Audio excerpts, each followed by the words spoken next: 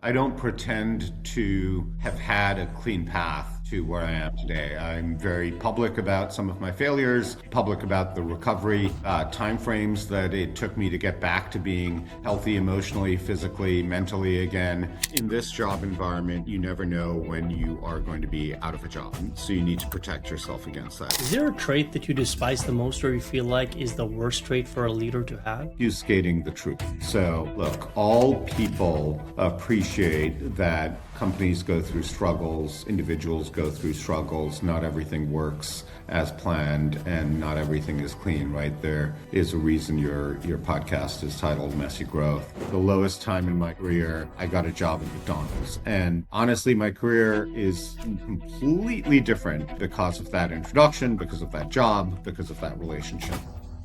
Hey everyone, welcome back to Messy Growth. So today's guest is someone who has had one of those careers where you don't just stay in one lane, you build, you scale, you fix, you sell, and then you go do it again in a completely different environment. I've got Atul Sood with me today. Atul's a fractional CBO, a chief business officer, working in companies across restaurants, retail, emerging tech, helping them grow through partnerships, not just talk about growth. He's been the first employee at a Google venture-backed startup that raised over $100 million, led business development at McDonald's on a global level, and founded and sold his own company in the sales intelligence space. What's interesting though, and what I'm personally excited about and to dig into is that his career isn't just, it's clean. It's not linear up and to the right story. It's across industries, across roles, across stages, from startups to massive enterprises. And now he's advising multiple different companies at once, which means he sees patterns most people don't. And one thing that stood out to me reading about him, he puts a lot of emphasis on relations, real ones, not just transactionals. So today we're going to talk about and get into what actually drives growth behind the scenes, how partnerships really work at scale, and what founders consistently misunderstand when they try to shortcut that process. Atul, great to have you on the show.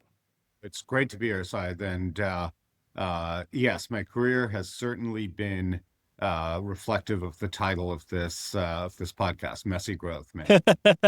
Messy Growth. Absolutely.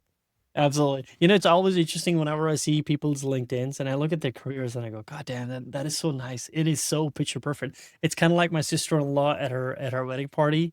They had this beautiful white cake, and on top there were like two figurines. They were like so perfect, just like those two. Like, that is so great. But life is not like that. I mean, it is just so picture perfect, that particular moment. So yeah, it is messy, isn't it? It is. That's life, right? And I Yeah. think what's we connected is I don't pretend to have had a clean path to where I am Mm. today. I'm very public about some of my failures, public about the recovery timeframes that it took me to get back to being healthy emotionally, physically, mentally again. And that's just my path through this existence. And a lot of people have a smoother journey. A lot of people have a tougher journey, and I'm happy where I am today. So great to be able to share a little bit about it. 100%. One of my favorite quotes of all time. I might butcher it, but essentially, I think like folks said, don't give me a good life, give me a strength to live a tough one. Right. Because that's what the interesting thing is, right? Like we have this long-standing tradition in our house is that whenever you're traveling abroad, at least when I was growing up, traveling overseas was a perk. It wasn't really nowadays where you can just get on a plane and fly across the globe. You would take $100 with you, and your $100 is your emergency fund. It's the money you put in your sock, so to speak. And the idea was that either you will end up using that $100 and you will tell us the story of where that $100 went, or you'll come back with the $100. Either way, you win. You come back with money, or you come back with one hell of a story of where it went. Yeah. So that's where I really wanted to speak to you, because I like that. The fact that it's a little bit messy, you've been vocal about it, and you have that ability to come clean and just say, hey, it's not all Instagram picture perfect. Right. There's a lot of ups and downs when it comes to life, especially business or professional, because that's half of our lives, so to speak, and a lot of people's identity, for the most part. I want to start off with something. It's a LinkedIn post that I saw from you, I think 2 days ago, if I'm not mistaken. And I really loved it because it was about just being there for your friends. Yeah. If they need 5 minutes or anything, you're always there. Wherever you are in the world, you're going to be there for your friend. If you want to go for a walk, that's fantastic. In the world that we live in, which is all about screens, we were communicating with people, very transactional for the most part. It's a message that was very well timed. Where did that inspiration come from? From a call I had with somebody who was going through a difficult time. And asked me to speak, or if I was free to speak, and I called him. All right, I happened to be in Mhm. between meetings, or I was leaving the gym or something, and I called him, and we had this very deep conversation about his divorce. And I could tell in the text, he's not one of those people who texts you saying, "Hey, can you speak today?" unless he really needs to speak today. And and it made me reflect that I will always have time, and everybody should always have time to speak to a friend in need, right? You can always carve out 5 minutes. You can always carve out Yeah. 15 minutes if you care. And I'm fortunate. I have a lot of friends. I have been in need before. Friends have been there for me. And if you make an intentional choice to be willing to use your time to be of service to others, then do it, man. And it was very heartwarming. Often it's helpful to me too, right? I've been through some of these situations. That conversation made me reflect on my own divorce, on my own struggles, and it was great to be able to be there. So I'm a big advocate of making time, not tomorrow, not next week, not this weekend, but today, and if possible, right now. And that's always worked well for me. It's given me the blessing of having many friends, and I like to be there for them. Yeah. Given the limited amount of time we have on this rock, what we can do is just be there for each other. Because money, it's great. Like somebody once told me, it's all the toys are great that you have, but it's not really, that's not what's going to keep people around you when you really need them. You know, I often It's you. think I started my career in investment banking, and had I stayed in investment banking, I probably would have been worth a lot more than I'm worth now. And I always say that I care more about people than money. Unfortunately, it's reflected in my bank account, but um, I do uh, I do have a lot of friends, and Yeah. that is that's really what I care. Yeah. And I truly think that this is something folks should pay a lot more attention to. How grateful, how great, how warming that feeling is that you have friends and family to be there for you. It's interesting. I have an uncle, and I've I have grown a lot in the past 13 or 14 years that I've been working. Of course, started out as an SDR, built my way up to VP. Companies got acquired. I had invested shares in them. And naturally, your lifestyle starts to become a little bit cooler and better. And within that whole period of 13 years, that I know him more in the lens of like we could drink together and so on and so forth. That person has never looked at me differently. Even now, if I need help on my land, he would just come in and he will still come up with his beat up old car.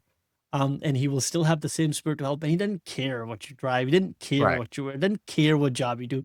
But he will always be there for you. And he never changes. His personality never changes. His outlook on life does not change. He's just there. He's that guy that is reliable. And it's one of those feelings that like we'll go back like I'm truly lucky to have these people because they're the center of the world for you because you can go fly elsewhere. I know when we were talking in our pre-interview, you were traveling, but that's the center of gravity. That's on these people that tie you down together in a very nice way that will not change. Because for you, you're just Saeed. You're just Atul. You're just a guy that they happen to know and they love and so forth. And I think that's a gift that more people should realize and appreciate if they don't have that already. And one of my recommendations is not to just assume that those people are people who you've had long-standing relationships with. I believe in, friendship at first sight. I believe in love at first sight. I believe in friendship at first sight. And you can build those relationships really quickly with people you can rely on, even after meeting them once. And I would urge people to indulge in. Right? It's Yeah. a special feeling, and you can tell pretty quickly if this person is a true friend or not. But those people can be there from day one. Yeah. Yeah. No, this is excellent. I want to dig deeper into your career and kind of try to unpack it a little bit. You've worked across startups, enterprises, and now as a fractional exec across multiple different companies all at once. That level of expending of bandwidth breaks a lot of people. It requires a lot of attention. It divvies up a lot of your time. Why does it work for you? I think I get an endorphin rush out of context switching. There's a lot of research that says that when you context switch, for example, when you are working on a presentation and you get a call from your doctor, there's a dip in glucose and it takes you a little while to recover and get back to that presentation. That doesn't really happen for me when I go from a meeting about drone technology to a meeting about construction AI to a meeting about gamification. I can do that back to back and get a high from it. It's very intellectually stimulating. My neurons fire more. And I like the transition and I like the mental stimulation and challenge of talking about different things. Now, I'm also not an expert in any one field. I'm kind of a jack of all trades. So one may argue that I go surface level into each of those areas that I focus on. But the stimulation of talking about a different subject matter with a different person and figuring out that person's dynamic, figuring out how the conversation will flow is really energizing. So I think it makes me better as a business professional to have multiple things that I can talk about. And that's been a real pleasure for me. 100%. You mentioned that you know what works for you, and it probably took you a long time to get there. Was that a conscious effort to try to figure out what works for you and do it? Because I know a lot of people that do things, they don't know. I don't know if they have the realization of whether or not it works for them. It just kind of does. But I think it's kind of a superpower when you know exactly what you want, how you want it, and what leads you to operate at your best self. Yeah, Is that a yeah. constant mission? I think I realized it, or I think I um, was doing it before I realized it. So in all of my jobs, probably my first or second out of college, I've always had a side hustle or a side interest. I've been advising companies on the side. So I was naturally inclined to it. Making it my profession was a realization that only hit me real recently, that I could Oh, wow. actually both derive income and derive satisfaction from having multiple clients and doing multiple things. Very good. Perfect. You know, you mentioned something about side hustles. We are going through a time and age where a lot of unpredictability is in the market, as you understand, through AI, through the economic upheaval that that is taking place, and it seems to be taking place more and more often. Things that were once in a lifetime are now once every few years, sort of thing. It obviously take an economic toll, but a psychological toll on people. So people are afraid. They want to do jobs. They don't want to pursue side hustle because, what if they don't make money? What if the company frowns upon it? How does that one come to that state of mind where they go, hey, this is the only option I have and I got to do it? Is that a conscious decision or it's more about trying and trying and trying until you figure out what elements fit together well enough for you to go ahead and take that path? You know, couple of things there. One, in this job environment, you never know when you are going to be out of a job. So you need to protect yourself against that. Two, I live in Silicon Valley. Everybody here has a side hustle.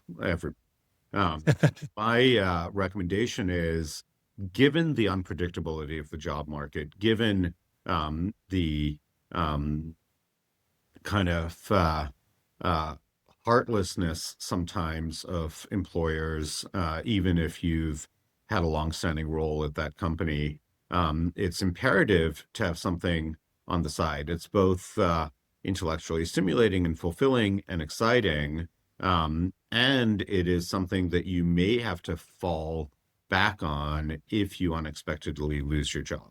So I would recommend for everybody to have, and it can even be a hobby while you're fully employed, but to have a side pursuit that can be potentially revenue generating. Very few employers frown on it these days, and it's something that can protect you in times of need. So I think it's the recommended path that I would suggest for people at all stages of their career. Heck, even CEOs have side hustles, and I did when I was a CEO. And you can frame it as a hobby, right? It just happens to be a hobby that could or does, or in the future may make money. Yeah, 100%. It's interesting. Somebody once told me a while ago that we're living through the greatest social experiment of 21st century. They're talking about social media. I Back then I think that what that person said was that folks don't understand and realize the negatives that this social media brings.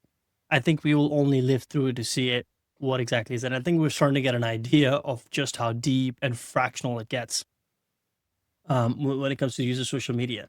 You talked about employers where there's no guarantees of people. They might have a job, might not have a job. Doesn't matter how long their tenure is with it is at the company. Do you think that that is going to change the psychology of a lot of employees or how they operate and look at their jobs in the future? Is that what you can call an experiment that employers are running um, that might end up backfiring in the form of lack of loyalty, or people are just there for their own self as opposed to for the company? Uh, I think that's where we're trending. Look, I strongly believe in what I have heard referred to as the white collar gig economy. Right, the gig economy is no longer for DoorDash drivers or Lyft drivers.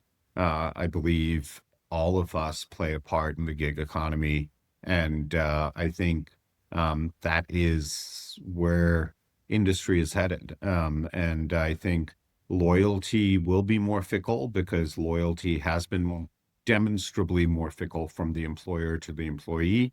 Why wouldn't that hold true in the reverse? And I think it'll continue to impact the dynamic of the job market and the dynamic of one's individual career. So holding side gigs or exploring side gigs is something that I think more and more people will do. Look, I'm in the fractional world. I started a forum of fractional people. It started with 10 people in December. We sit here in the middle of April, and that group has grown to 215 people. So Wow. that's people who want to be fractional, and it's experienced people who've been CEOs, people who've been CMOs. Had a discussion yesterday with the head of delivery of a major national brand, and she wants to become fractional. So it's happening more and more all around us. And if you are not partaking in it, then you should take a serious look at yourself and ask yourself why. Who would succeed in a fractional role from now that you've been doing this for a while and can depart that wisdom, so to speak, which is like, who is fit for this? Because it's not for everyone. Kind of like LinkedIn, right? Not everyone is going to be natural at speaking, just posting on LinkedIn. Some it would just feel awkward. Some they're just natural at it. Who's natural at this particular role? That's a great question, and I often talk to people about it. I think you have to have some experience, right? This is not something that you can confidently do when you're earlier in your career. If you're in your late 20s, early 30s, even up to mid 30s, you may not have the experience and the breadth of understanding that a fractional role requires. Once you get into the middle stages of your career, it tends to be in your 40s um, or early 50s, then I think you can really bring the gravitas and the broader dynamics and professional dynamics into a role, whether that's a chief operating officer role, a chief business officer like I am, or technology. And so you have to have some of those bruises. You have to have some of those failures. And oftentimes the people I serve and the people I see who get the most benefit from fractional executives is people who are earlier in their career, who are buying the expertise for a fraction of the cost. And that can serve them really well. It can serve their companies really well. Not to say that experienced CEOs don't also need fractional work, but in order to deliver on the promise of more value for less time, you need to have been there and done that. You're a fractional exec across multiple companies. What problems are companies trying to solve by hiring someone like you that they should have solved earlier? For me, it is primarily in the go-to-market function. The opportunity that I provide companies is to reach their target buyers with less friction. And I can do that effectively because I have been in the restaurant industry specific for 12 years. And I have built a set of relationships that are truly trusted and truly friendships. So I'm able to procure and secure meetings with specific buyers in a fashion that allows for less time to meet these prospective targets. The overall function that most people need a fractional chief business officer, chief revenue officer, VP of sales for is to accelerate growth. And a whole perspective on that is you can hire SVP of sales or a chief revenue officer for a certain amount of money. Instead of doing that and having one person's network to go through, you should be able to hire 2 or 3 fractional business people for the same amount of money, and through that amplify the reach that your company has into industry. So I think it's honestly, I think it's a path that every company should go through. I don't say just hire me. I say hire me and a couple of other folks, and let's, Sit out. yeah. Yeah. I also think that because of the fact that once you hire someone, you have to, it's a commitment, right? You have a full-time role, for better or for worse. I mean, you're going to have to stick with it. With fractional A's, I mean, it can be quite fast. The results are a lot faster. For a lack of a better way to put it, it is semi-transactional because you're there to deliver results and you're like, you up the ante, so to speak, because you bring that vast array of experience with you. For the most part, so folks, I'm assuming, expect a lot of the results as well. I want to do a little bit of experiment. If you were given 30 minutes with a company, any company, what are the first 3 things you look at to know whether or not it's going to scale? First, I look at the quality of the leadership team. Is the leadership team able to overcome challenges? Is the leadership team able to very effectively and articulately convey the value proposition and the problem that their solution is addressing? Is the leadership team capable of inspiring confidence in investors to raise money? Because almost every company out there will need to raise money. And the CEO in particular needs to project a sense of confidence, not just in the product that they're building, but in him or herself, that this is the person worth backing. So that confidence and trust in leadership is probably over and above the quality of the product. The quality of the product is very important, but the sense of leadership and trust is definitely more important to me. The second thing I would say, which you'll hear every venture capitalist say, is the size of the market. Is the total addressable market meaningful enough for this company to grow into worthwhile a worthwhile effort to back, right? Are you building in that market, or are you building a product in that market? So what's the scale of your solution compared to the size of the market? And what impact are you going to have? And then finally, I would say, and this is kind of a reflection of Juan as well, can you explain what you're solving in a way that my mother or 10-year-old kid would be able to understand? How clean is the communication of the value proposition? Because oftentimes you'll only have 30 seconds, not 30 minutes to convey it. And can you really execute on that elevator pitch? That's super important as well because people are pressed for time. I'm guessing, some people out there will be watching this at 2x speed. So people value time, and you got to be able to, with a quick 1-2 punch, convey the power of your solution. You mentioned leadership team. Is there a trait that you despise the most or you feel like is the worst trait for a leader to have? Yeah, absolutely. obfuscating the truth.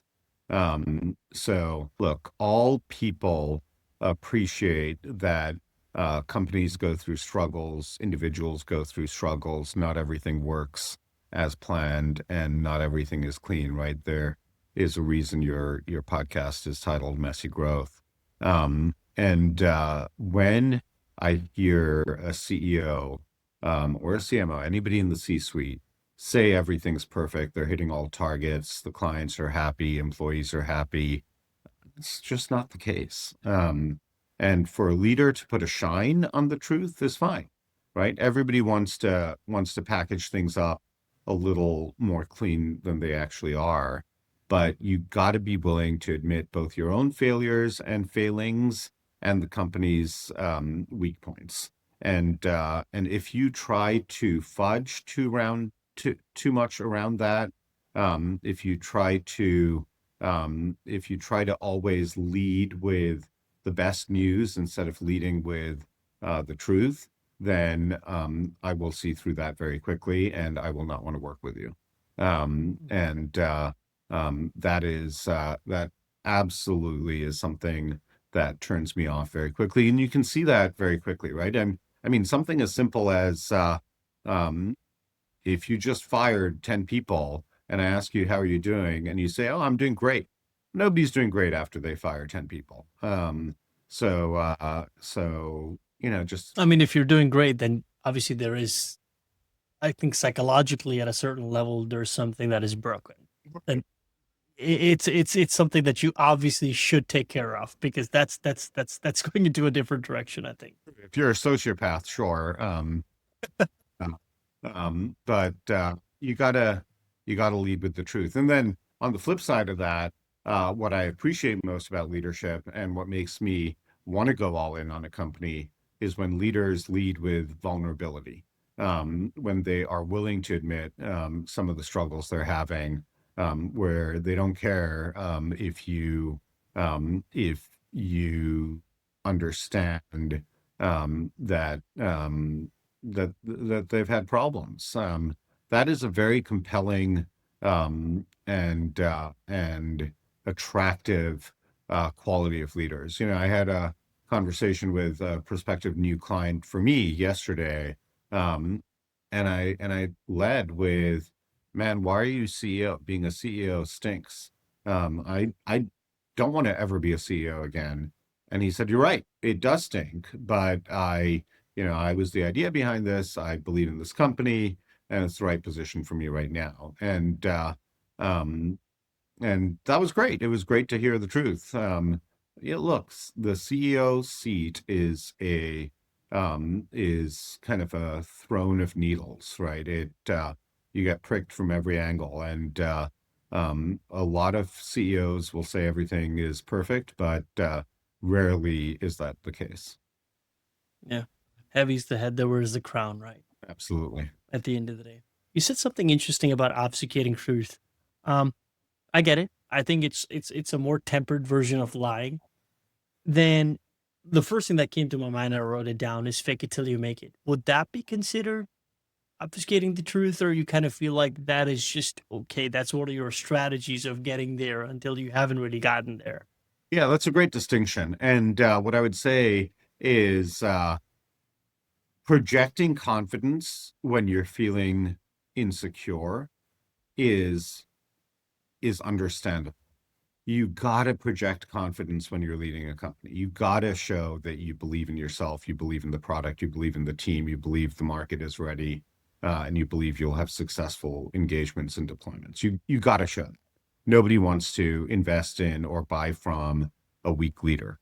Now, the difference between projecting confidence and admitting weakness is Mm. a distinction that I believe is very important. You both things can hold true at the same time. I can be super ambitious and confident and think I'm going to reach a unicorn valuation, and I can acknowledge the challenges I have to overcome to get there. And stating them both when asked in plain English is important to me. I want to ask you something. You've worked with a lot of different companies, you work with a lot of leaders. I have this impression, and maybe I misunderstand it naturally because I haven't networked as much as you. I haven't built that much of a network. I kind of feel like as you climb the ladder in an enterprise, in a corporate, your empathy starts to die. Is that something you've noticed from yourself as well? Because when I look at it, I look at the companies that are doing hundreds of millions of dollars, if not billions of dollars in revenue, and their empathometer just drops where they just lay off people right away, not caring for anything. Even the way they lay off, the manner in which lay off. You made a great point, which is like, hey, shit happens in business. Just lay it to me straight. We're all adults. We all have families to provide for, all have commitments. Just tell it to me straight instead of trying to button it up through an email at 6 a.m. I don't even know whether or not I'm fired. Is that true that empathy really does die down? Is that just the nature of the business? Or I think just being a piece of shit comes with the I'm just trying, I'm struggling. Is that the best way to go about doing this? Because I've sincerely, you're right. If I lay off people, I don't think I would sleep well that week. I would think about it a lot. I would. That is probably a good thing because something major has happened for the most part. I love your question, Syed. Um, I think all too often in people and executives, empathy does start to wear away. I know when I was around 30 years old, I took over the leadership of a company with 150 people, and in the first month, I had to make the decision to release about 80 of them.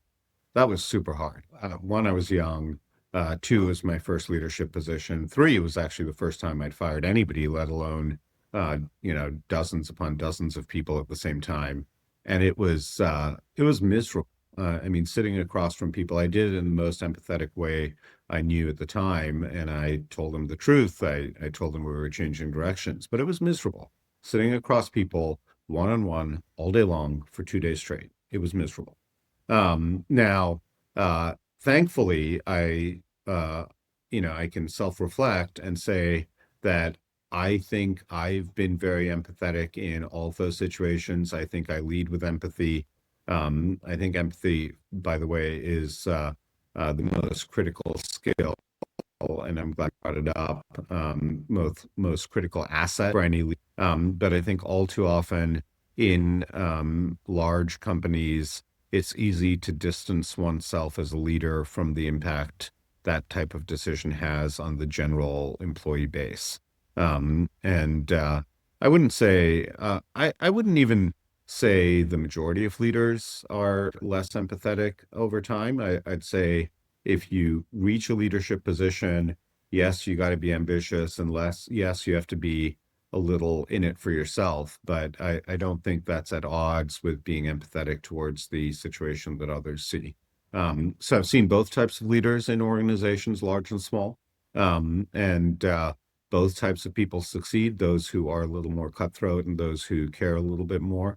But I think imperative to look at yourself, decide who you are and who you want to be, and then secondly, decide who you want to work for. I know I will never for a leader, even as a client, even if they paid me $20,000 a month, I will not work for a leader who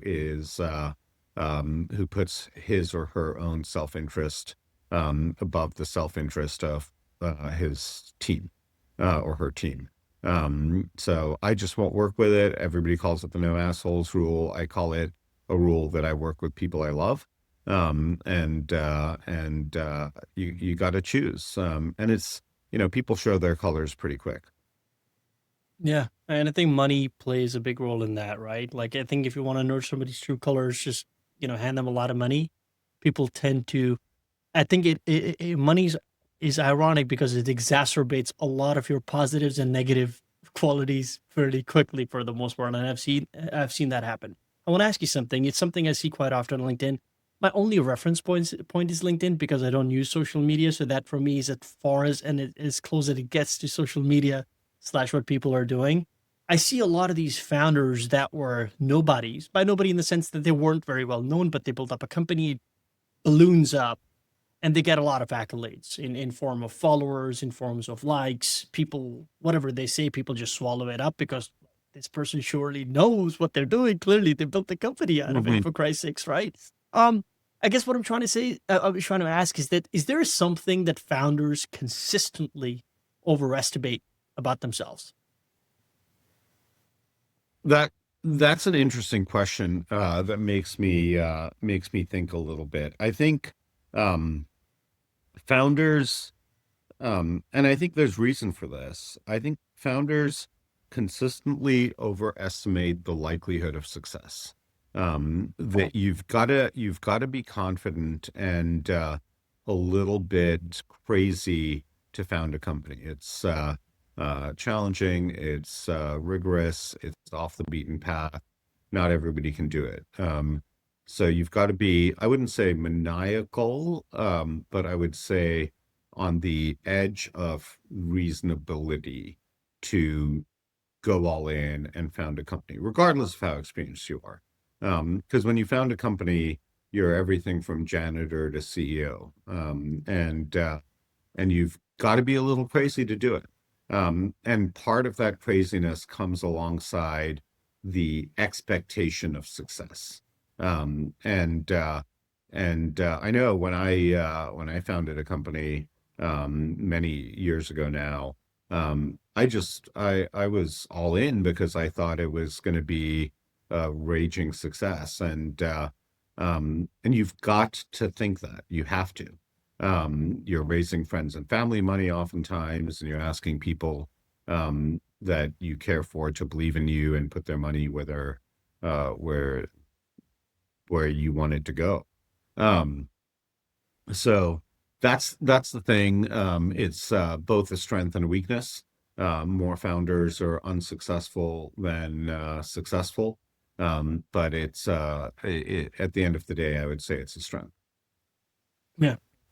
I've repeated on the show so many times that there is a quote from Elon Musk that I really like, which is, entrepreneurship is like staring into the abyss and chewing glass. Um, I believe that. It Yeah. is not, like you said, it's like a crown that is so prickly that you're gonna get pricked from every angle. I think it's so well put because it is just not fun. And I do understand the cover of Forbes magazines and the accolades that come with attention that you get with the rounds that you raise and so on and so forth. But oh my God, does it come with a lot of the pressures? And I think you can feel that on an exec level. So I can assume it's amped up to 100 when you're on the CEO level. So kudos to the folks who do it. But I think there's a humane way of being that leader because it comes with the responsibilities at the end of the day, right? I mean, if you indulge me for a second, look at yourself, right? You Sure. started a podcast, and there are a ton of podcasts out there, Uh, but you did so with the expectation that you would have an impact on at least a few lives, ideally dozens to hundreds to thousands of lives, and you went for it. Now, that's an expectation of success when the average person who starts a podcast fails. But you're doing it, and you're doing it well, and you're seeing success, and hopefully you'll see more. But the average person fails. So you're a little crazy to have started it. But if people like you don't do things like this, then the world would be a worse place. yeah, yeah, 100%. Thank you for that. It's my wife says she said something pretty interesting is that everybody sees the success, but nobody sees the amount of folks that actually had to fail for you to become a success for Mhm. the most part. And yeah, it's the same with podcasts, it's the same with businesses. We all like if we just worked a little bit harder. I mean, if you did a little bit more focus, nobody who's ever competing or trying to build up a company, it's not the lack of focus or a lack of a better idea or anything like that. It's just that is just unfortunately that path is just riddled with a lot of failure for few to go ahead and succeed, and that's what makes this such an enigma in a lot of ways, is that not a lot of people have figured it out. And it's interesting because you mentioned in the beginning, it's that expectation of success. I guess when you feel like when you look back and you go, shit, I succeeded where 1,000 or 100,000 people didn't, you start to drink a little bit of that Kool-Aid. Is that if I can do that, I sure as hell can do that, that, and that. Like I know better because I did it, so to speak. So it's such a delicate balance that you have to strike out. Um, I wonder There's if also a challenge. I think it's a delicate balance for yourself. It's a uh, equally precarious balance for investors. Investors will flock to people who've had successful exits, absolutely flock. If you've raised $100 million and sold for a couple of billion, you will be able to raise 200 million or 300 million or 400 million dollars, almost guaranteed. But the chances that you will do it again are pretty slim. So the investor mindset and mentality of chasing entrepreneurs who've been successful, I would rather put my money in, if I had money to put, I would rather put my money in somebody who's failed 5 times than been successful 2. Yeah, yeah. But then again, that goes against the conventional wisdom of what people tell. Like you generally look at success, you go, a higher chance that person is going to succeed, as opposed to somebody who's failed 5 times. I would say, statistically speaking, your chances of success are a lot higher considering you failed 4 times. You're about to strike gold. But that unfortunately is in the hands of people that we are not in. Um, a lot upon doing research and trying to get to know you, at least on the online, what one person can. I've noticed a theme which revolves a lot around relationships. And you said relationships matter more than anything. I love that. I really truly do, because I truly believe that this is a currency. It can't be measured, but it is very valuable. Similar to how you would have a go-to-market function, I think relationships are extremely valuable, just not transactional, or shouldn't at least be always transactional. How do you actually operationalize that in business though, beyond just network more? Yeah, well, I'll start by saying a quote from the great philosopher Winnie the Pooh. And the quote is, "We'll be friends for life, just you wait and see." I think it's a great quote. "We'll be friends for Yeah. life, just you wait and see." I go into every relationship with that attitude. And more often than not, it turns out to be the case. We may not be in touch every day. We may not even know what job the other person has 3 years from now. But if you call me and say I need to speak for 5 minutes, I will answer the phone.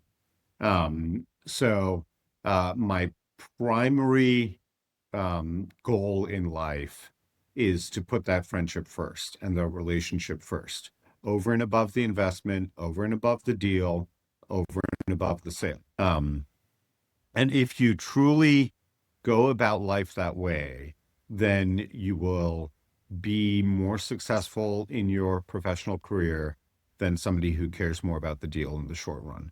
And it may not prove true over a quarter or a month or a yearly sales target, but it will prove true in some over your career. So it's not necessarily just about networking, and I hate the word networking. I like the words building community. It's not just about how many people you know, it's about the intent with which you know them. Is it to serve yourself or is it to serve them? And keeping that in mind at all times is critical to professional success.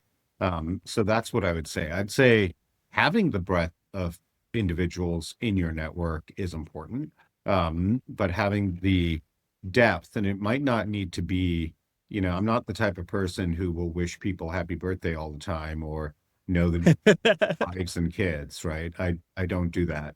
But it's demonstrating the depth of care versus the depth of knowledge.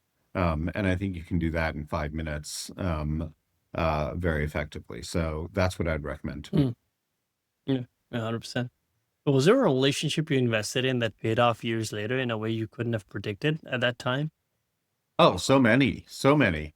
I went through a very challenging time when I was 38. I was getting divorced, had to live on my own for the first time, had to technically I sold my company, but in reality I shut it down. I was diagnosed bipolar, so I had mental health challenges, which I'm very open about because I think people should talk about that more. Sure. And I had called a friend who I'd built a relationship with in Princeton when I lived there, when I was married, and asked him for introductions to people in the Bay Area. He introduced me to a friend of his. I'd built a relationship with this guy over years and had never really asked him for anything, but asked him if he knew somebody who had a job. He introduced me to a good friend of his. that person was recruiting for McDonald's. As a result of that, Wow. at the lowest time in my career, I got a job at McDonald's. And honestly, my career is completely different because of that introduction, because of that job, because of that relationship. And when I built it, I had no idea it would turn out that way. There was no self-interest. Um, I, uh, I was building a friendship with this guy, Omar Haq, who was a, pudgy, balding guy who I hope will I'm going to send him this podcast, but pudgy, balding guy who was very bad at racket sports, and the relationship with him ended up having a massive impact on my life. It's about how these small, well, small in hindsight, um, things can lead to some of the biggest changes in your life. Mm. It's it's like, just to tie that in business, I always used to tell my team that you never know where your next sales comes from. You always got to treat everybody the right way, because if you do that enough times, you're bound to strike gold at some point. You're bound to, it's just happenstance at that point. And I guess it's the same in the relationship. Be a Absolutely. dick to people, like Look, that's will happen. everybody knows someone, right? I've gotten Mm. sales because I happened to ask what a friend's wife did. And that Yeah. wife Oh happened wow. to be in a buying position for Oh, technology. there you go. So you really never know. So treat everybody with dignity, treat everybody with care, treat everybody with kindness. Um, and and you that'll just serve you well and the other person well. Yeah. I'm gonna go back at you on the point of Winnie the Pooh. I think I'm gonna go with the philosopher Ted Lasso. Okay. Uh, he said pretty interesting. There's a scene here. He's playing darts in a pub where he goes, "You just have to be curious, Yeah. because if you're curious, chances are you're going to expose a lot of information, and that, of course, can help you. But you just got to be curious in life. You Yeah, can't be just shut in and dead." I know that scene. I love that show. And Winnie the Pooh is a phenomenal philosopher, but Ted Lasso is up there. Yeah, he's good. He's pretty cool. Yeah, absolutely. Yeah. Um, I'll, I guess I have a question for you. On the lens of AI, how things have been happening. I'm just curious, based on your fractional role when you come into the companies, is there a use case for AI in business that people are underestimating and still don't understand and realize the full power and breadth of it just yet? I think there are many. I think people's knowledge of AI by and large trails the power of AI. There Hmm, are the 100%. kind of devoted few who experiment and are ahead of the curve, but by and large, I'd say we as a society are underutilizing AI. I know I am. Um, I think even when you embed AI into your product, which pretty much everybody has at this point, getting the user to fully appreciate the power of what they have at their fingertips is still a challenge. So I think the uh, effort now from all leaders at companies should be to educate their teams or their clients on just how best to extract the most value from AI. Hmm. And I know I would love a training on that. So, Yeah. uh, so I think there's much more potential than is being utilized today. 100%. I want to ask you one question before we head into our rapid fire round. It's it's it's always a great exercise to look at one's career, one's life, and look back and see the decisions that they have made and what led them to the position, the stage they are in their life. Um, but the one thing that I always highlight and try to figure out and then think about is that that person probably did not have enough data to work with to make decisions at that time, but they still made it, right? So in hindsight, it all looks great. You talked about that intro to that person that got you the job at McDonald's, or at least led to the job, getting a job at McDonald's. Um, I'm curious, for people who are listening or just analyzing their life, looking ahead. It's very tumultuous times when you don't have enough data at hand. And LLMs, I don't think, are a great way to converse about making life decisions. So please, I'm just talking about just looking at it by your own self, whatever you have. if you don't have enough data at hand, how do you decide what to bet on? Trust your community. Hopefully you have relationships with people who are smarter than you. Hopefully you've developed those relationships to be trustworthy, and ask them and then listen. That might be your sister, that might be your best friend who was your roommate in college. It might be a former boss and mentor, but trust your community. They're generally smarter than you. What do you say to the person who does not have the confidence in him or herself, but the community is telling that, dude, you just got to go for it. You got to do that because they see something in that person can't see in themselves. How do you operate? Yeah, that's tough. That is really tough. I've been there. I've been asked to be CEO when I didn't have the confidence to be CEO, and I took the job because I was bolstered by my community. So I think therapy is super useful. I'm a big advocate of Yeah. and that can help inspire self-confidence. But two, sometimes you gotta be willing to step on the pedal even in moments of discomfort. And knowing that there is somebody or multiple people to catch you if you fail is important. So what I'd recommend to people in that community is offer assistance in the event things don't go as planned. So when you're encouraging people, or when you're the person asking and the person who doesn't have confidence themselves, or the person encouraging that individual, offer your assistance if it all goes to hell. And then ask for assistance if it all goes to hell. So if you're in that position where, you took the risk and it didn't work and you need a job or you need a friend or you need a therapist, ask for that help. Speak up. People appreciate and care for you, and people will go out of your way to help you. I know they did for me. Yeah. Speak up. 100%. Yeah. This is fantastic. Thank you so much. Here comes the fun part. Okay. We got a rapid fire round. So quick questions, quick answers. Best advice you've ever received, business or personal? Uh, be interested, not interesting. Damn, that is awesome. May I ask who did you hear that from and what was the context in what they were saying? I understand it, I get it, but Yeah. I'm just curious. How did you hear it first time around? I heard it. I was part of a program called Leaders Quest. It was with a Fortune 500 company. We toured around New York. We met inspiring leaders, oftentimes who'd been through very difficult things. The theme was moral courage. So, for example, we met a lesbian Muslim who had death threats against her and still spoke out for herself and believed she was an advocate for Islam despite being lesbian. And the person leading that quest was a guy named Kemp Battle. He was my mentor for a while, and and it was a fascinating week, right? We met all these incredible people. And at the wrap dinner, he looked at everybody and he said, "You're going to go home to your families, you're going to go home to your company and your teams, and you're going to be full of all this stuff that you've just learned over the last week.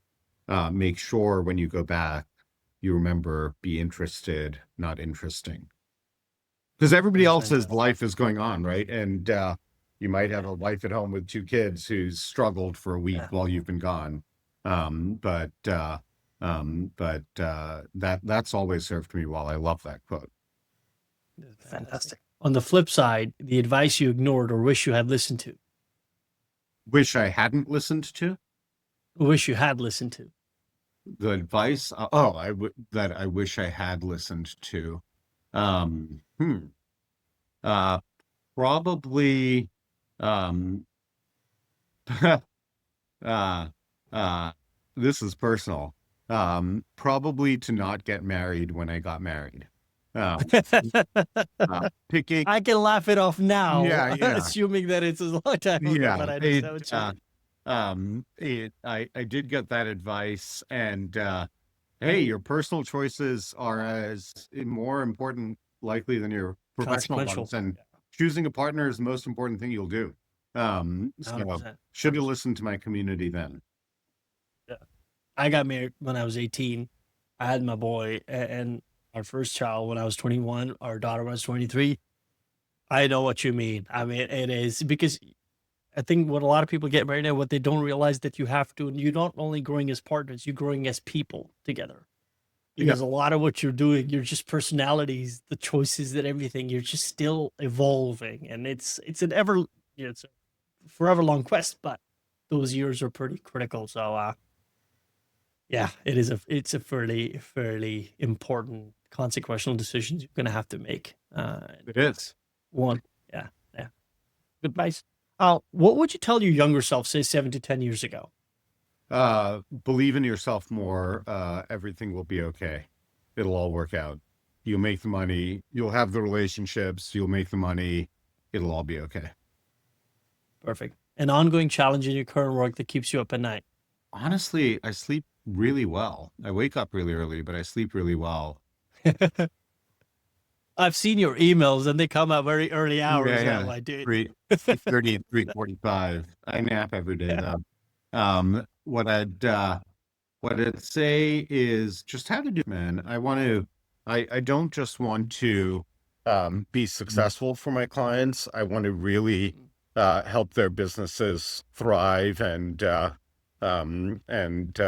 succeed, right? They're trusting me. I want to be worthy of their trust. Yeah. Yeah. View of my um, No, I love it. uh, here. Now, the background is a lot less exciting, but the Mine is just a door. So yeah, at this point, there we I go. can't beat that. My computer Um, won't die now. so this is a fun one. Oh, you're good. You're good. You're good. Your favorite restaurant, meal, or spot in the world? So every year since I was 12 years old, I have had cheese fondue for my birthday, either the day itself or thereabouts. And my favorite meal was probably in Switzerland at a cheese fondue spot outdoors in the winter, in the kind of chilly air, not the winter air. And it was just amazing. Cheese I like it. fondue is a passion of mine. And I'm in the restaurant industry. Fantastic. I eat well. I eat a lot of good meat. Cheese fondue. There you go. My goal is that if this podcast thing doesn't work out, I'll start a recommendation for food Fair enough. channel and just go with the recommendation that people are giving out. A last question. One tool that you swear by and cannot live without. Well, the iPhone is called a tool. I spend a lot of time. Yes. Honestly, within that environment, I live on iMessage. It is Yeah, that's fantastic. that is my life. Just text messaging. I don't know what we did before it. It is such a Yeah. communication. And then finally, I'd say for my personal health, well-being, and peace, WhatsApp. I call my mother every morning on WhatsApp. Oh, yeah. Without fail, I've talked to her for 9 months now, every single morning, and that gives me great solace as well. Fantastic.